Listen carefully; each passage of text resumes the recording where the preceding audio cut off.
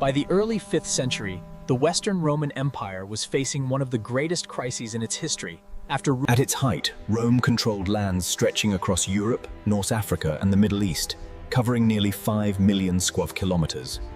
Its population once reached over 60 million people, making it one of the largest empires of the ancient world.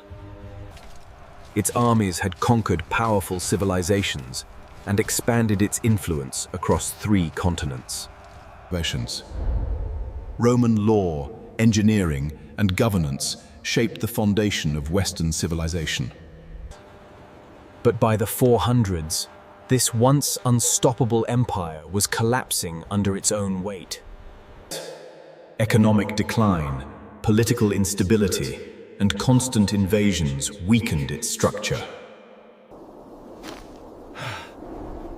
The empire was no longer able to defend its borders effectively. Entire regions began to fall out of Roman control. And yet, as the empire collapsed, one institution would not only survive, but grow stronger. The Roman Empire had become too large and too complex to manage efficiently. Corruption spread through the government, weakening its ability to function.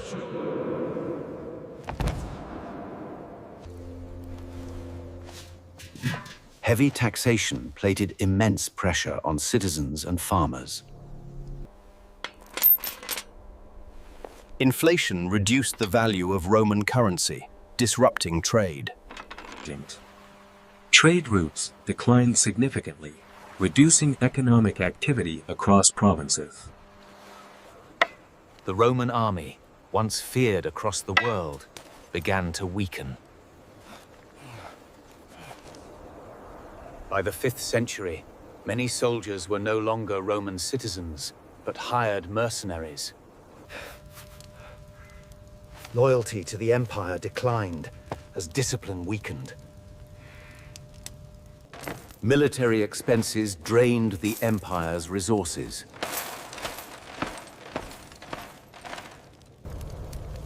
These internal problems made Rome vulnerable to external threats. Germanic tribes began migrating into Roman territory in large numbers.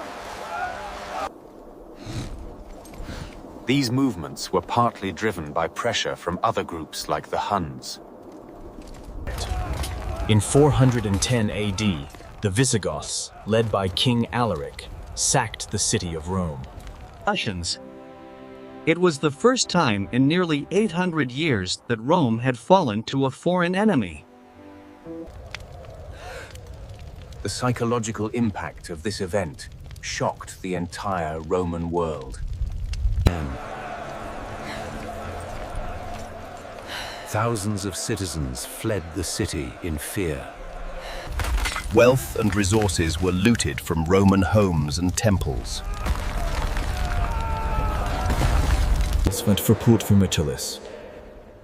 The image of Rome as an invincible power was destroyed. Other tribes saw Rome's weakness and followed. The empire's control continued to collapse. Over the next decades, invasions became more frequent and destructive. The Vandals captured North Africa, cutting off Rome's grain supply.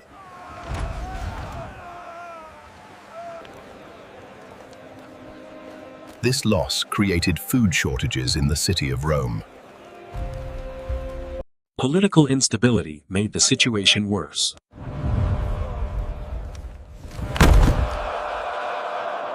Between 455 and 476, several emperors ruled briefly before being overthrown. The empire had no strong leadership left. In the late 5th century, a regional leader assumed control, marking a shift in the established order. This event is traditionally marked as the fall of the Western Roman Empire. After more than 4 centuries, imperial rule in the West ended.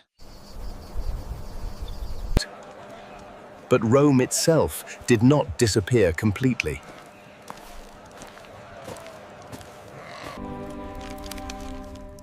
The collapse of the empire created a massive power vacuum across Western Europe. Without a central authority, regions were ruled by local kings and warlords. Law and order broke down in many areas.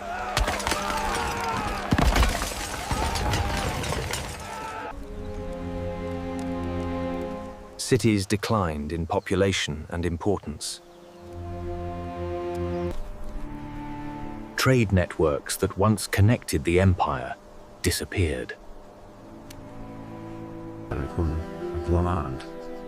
Infrastructure such as roads and aqueducts fell into disrepair. Millions of people faced uncertainty and instability. There was no longer a unified system of governance. Society began to fragment into smaller political units.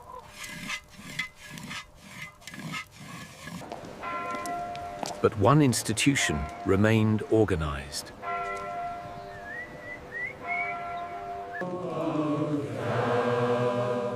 The Christian Church had been growing steadily since the 4th century. By the time of Rome's collapse, Christianity was already widespread across the empire. It had a clear hierarchy and administrative structure. The church was divided into dioceses, each led by bishops. At the top stood the Bishop of Rome, later known as the Pope. Unlike the empire, the church was not dependent on military power. Its authority came from religion and belief.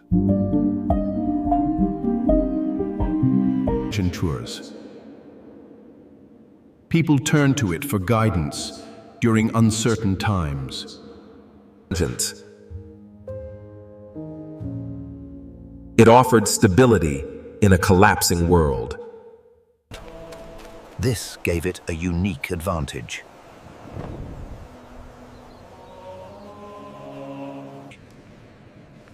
The Pope remained in Rome even after the emperors disappeared. He became a symbol of continuity for the people. The church provided food and aid to the poor.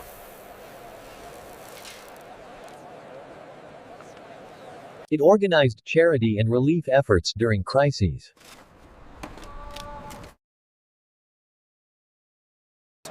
It helped maintain basic order in the city.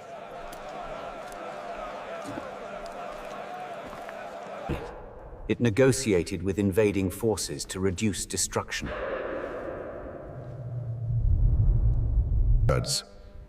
The religious leadership took on responsibilities once held by civil officials.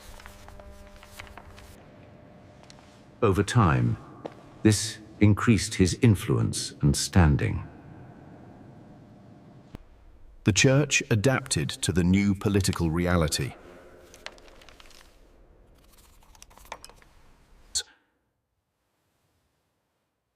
And that adaptation ensured its survival. One of the most important figures in this transformation was Pope Gregory the Great. He became pope in 590 AD, during a time of chaos and decline. Rome's population had fallen dramatically from over 1 million to fewer than 100,000 people. From Andrews. The city faced famine, disease, and constant threats. The leader took control of essential resource distribution to ensure the well-being of the populace. She organized protective measures against external threats. He negotiated peace agreements when necessary.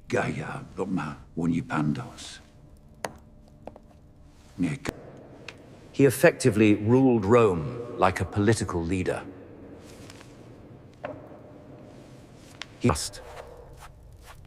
Under his leadership, the papacy became more powerful.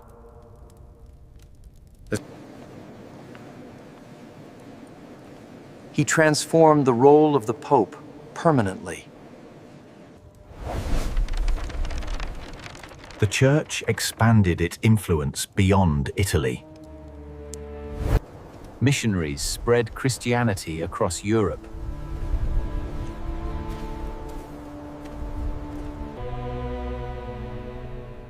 By the 6th and 7th centuries, many Germanic tribes converted. With a zest for the Franks. The Franks became one of the most important Christian kingdoms. Conversion created alliances between rulers and the Church. This strengthened the Pope's influence.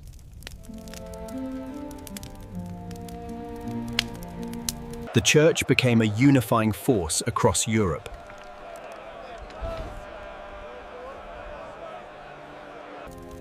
It connected different regions through shared belief.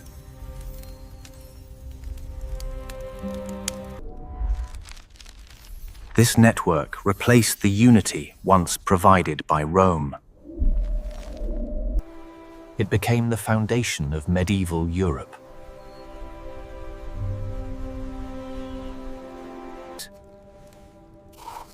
The Church preserved many aspects of Roman culture. Latin remained the language of religion and learning.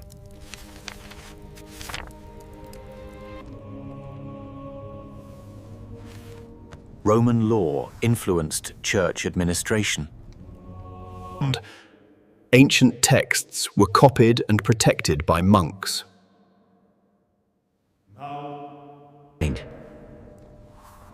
Knowledge that might have been lost was preserved. Education continued through church institutions.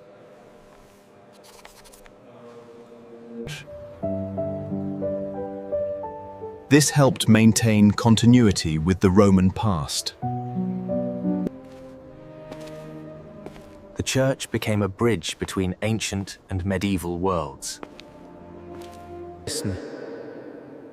It carried forward the legacy of Rome. Even as the empire itself was gone.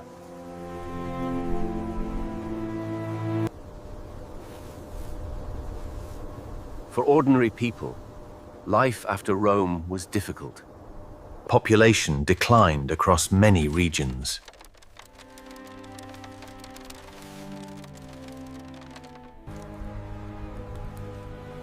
Cities that once held hundreds of thousands became nearly empty. Trade and commerce slowed dramatically. Security became a major concern. Many people moved to rural areas for safety.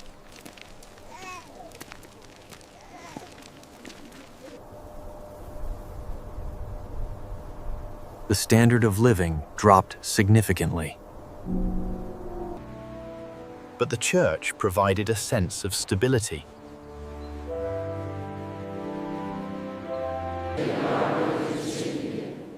It offered hope and structure in uncertain times. This strengthened its role in society.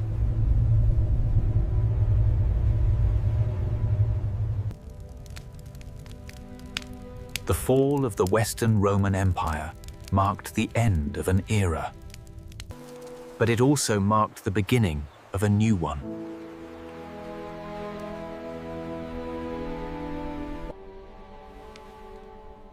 Political power shifted from emperors to religious leaders. The Pope became one of the most influential figures in Europe. Over the next 1,000 years, the Church would shape history. Enemies. It would influence kings, laws, and societies. Its authority would extend across continents.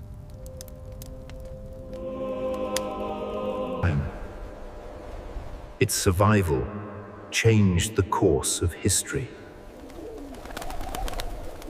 The Roman Empire had fallen.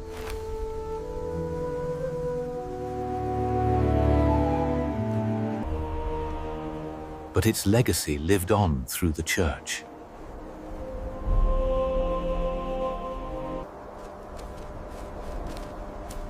The world after Rome was uncertain and unstable. But the Church provided continuity where none existed.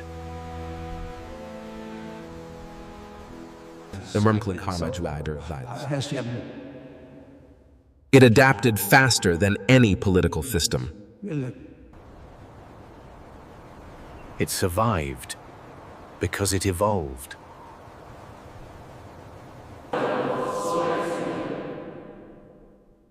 It survived because people believed in it. It survived because it filled a void.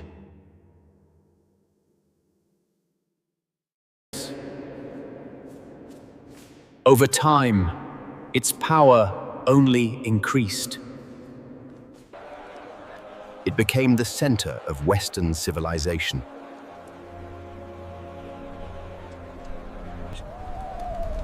Its influence lasted for centuries. And continues even today.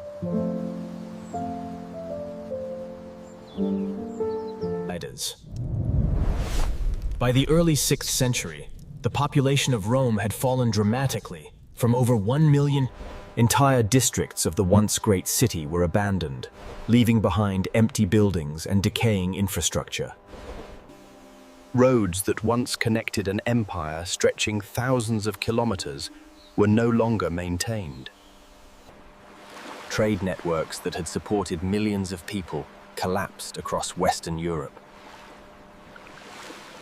Agricultural production declined, leading to frequent food shortages and famine. In this environment of instability, the Church became one of the few institutions capable of organizing resources effectively. The Pope and local bishops began managing land, food supplies, and even taxation in some regions. This gave the Church economic power that once belonged to the Roman state. Over time, it transformed from a purely religious institution into a governing force. This transition marked a fundamental shift in how power was exercised in Europe. By the late 6th century, the religious leader was no longer just a spiritual guide, but also a significant figure in regional governance. The papacy controlled significant land holdings known as the patrimony of St. Peter.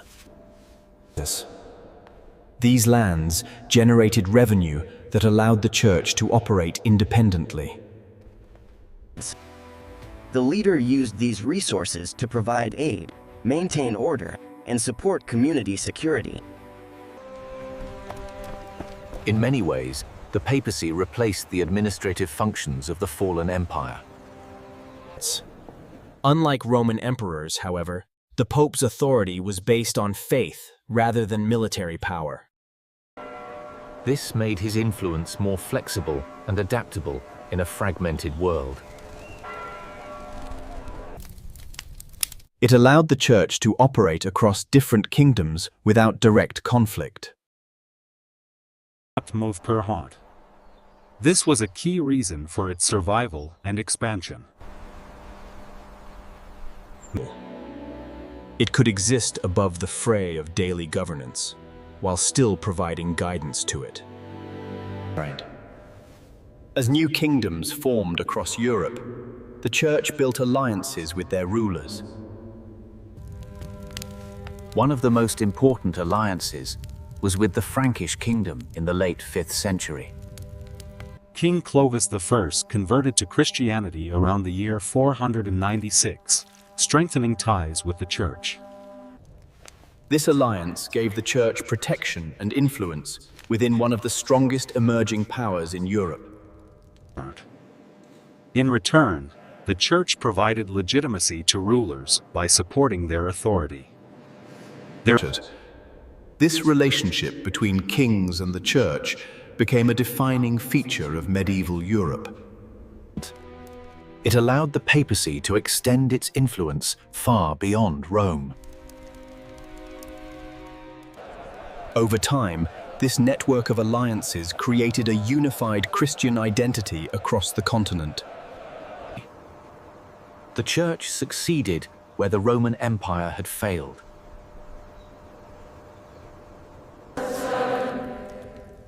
It united people not through force, but through belief. During the collapse of Roman political structures, much of the empire's knowledge was at risk of being lost. Libraries were destroyed, and education systems declined rapidly. However, monasteries and church institutions preserved many important texts. Monks carefully copied manuscripts by hand, preserving works of history, science, and philosophy. Latin remained the primary language of scholarship and communication within the Church. This continuity allowed knowledge from the Roman world to survive into the Middle Ages. Without these efforts, much of ancient learning might have disappeared completely.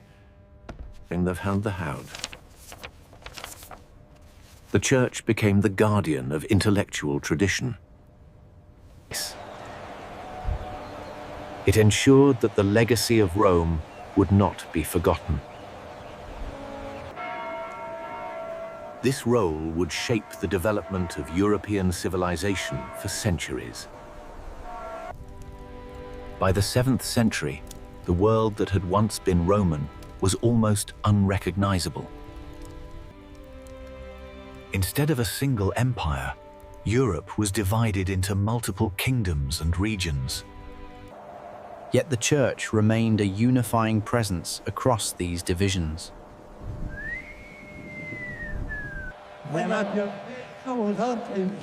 The Pope continued to act as a central figure of authority and guidance. Over time, the papacy would become one of the most powerful institutions in Europe.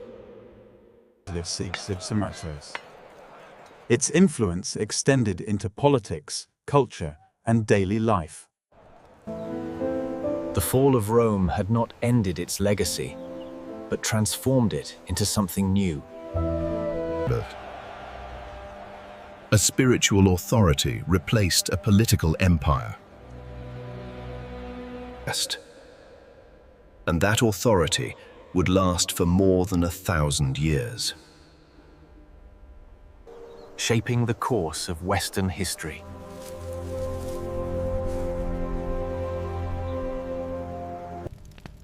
The Western Roman Empire collapsed under pressure from internal weakness and external invasion. Its political system could not survive the challenges it faced. But the Church adapted to those challenges in ways the empire could not.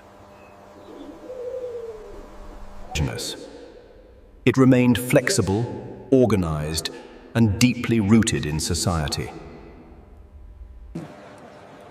The Pope became a symbol of continuity in a world of constant change. When the empire disappeared, the Church endured and grew stronger. And in doing so, it reshaped the future of Europe and the world. The legacy of Rome lives on through the Church today.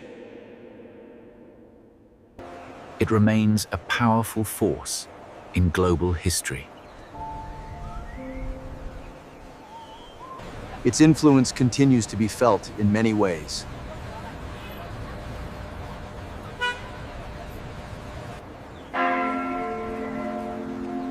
The story of the Church is the story of Europe. It is a story of survival and transformation. Sin. A story that continues to this day.